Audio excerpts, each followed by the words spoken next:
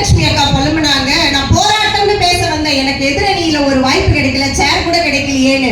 போராட்டம்னு பேச வந்தவர்களையே வாழ்க்கை பூந்தோட்டத்துக்கு பக்கத்துல சேர் போட்டு உட்கார்ந்து உங்களுக்கு வரவேற்பு கொடுத்துருக்குன்னா அப்ப நீங்க பூந்தோட்டம்னு வாழ்க்கையை நினைச்சு பாருங்க. பஸ் ஓரத்துல போகும்போது கண்டிப்பா சீட்டு கிடைக்கும்.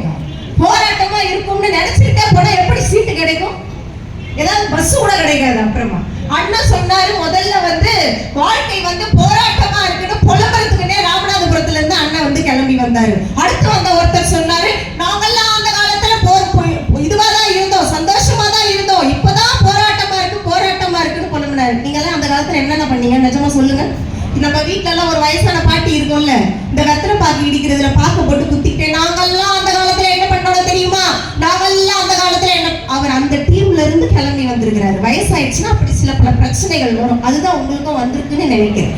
அந்த காலத்துல என்னங்க இருந்தது? வீடு நிறைய குழந்தைகள் இருந்தது, ஆனால் தட்டு நிறைய சாப்பிடுறதுக்கு சாப்பாடு இல்ல, வறுமை இருந்தது. ஆனா இன்னைக்கு தட்டுல சாப்பாடு போட்டு வச்சு குழந்தைய சாப்பாடு வேஸ்ட் பண்ணாம சாப்பிடுறான்னு போட்டு கொடுக்கிற வாய்ப்பு இன்னைக்கு இருக்குன்னா இந்த வாழ்க்கை நமக்கு சந்தோஷமா இல்லையா? அன்னைக்கு ஊட்டுறதுக்கு அம்மா பக்கத்துல இருந்தா, இப்போ ஊட்டுறதுக்கு ஆளே இல்லையா? ஐயா, இன்னைக்கு வேலை இல்லாம வீட்டுல இருந்தாங்க, இன்னைக்கு வேலையே வீட்டுல இருந்துதான் பாக்குற சூழ்நிலை இருக்கா இல்லையா? அந்த ஒரு வாய்ப்பு இருக்குல்ல.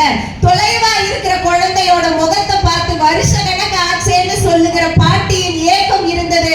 ஆனா நினைச்சா அடுத்த நிமிஷமே வீடியோ கால் பேசுகிற வசதி இன்னைக்கு நம்ம கையில இருக்கு. திறமை இருந்தும் எனக்கு வாய்ப்பு இல்லையேன்னு கலைஞர்களின் ஏக்கம் இருந்தது.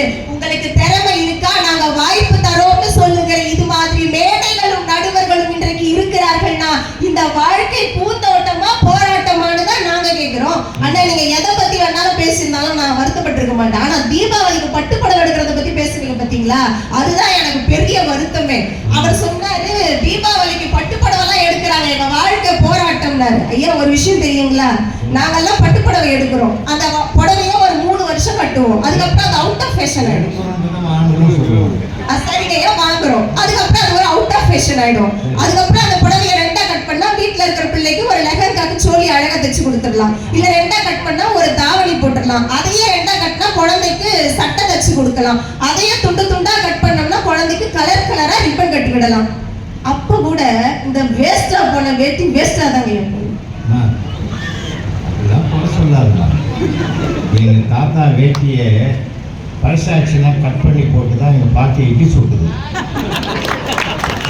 அந்த இட்லியினுடைய டேஸ்ட் இன்னைக்கும் வராது. ஏன் தெரியுமா? அந்த வேட்டியில தாத்தா கட்டி கட்டி அவருடைய பாசமும் அதில் கரைஞ்சு போயிருக்கீங்க. அதுலதான் புதுசு புதுசா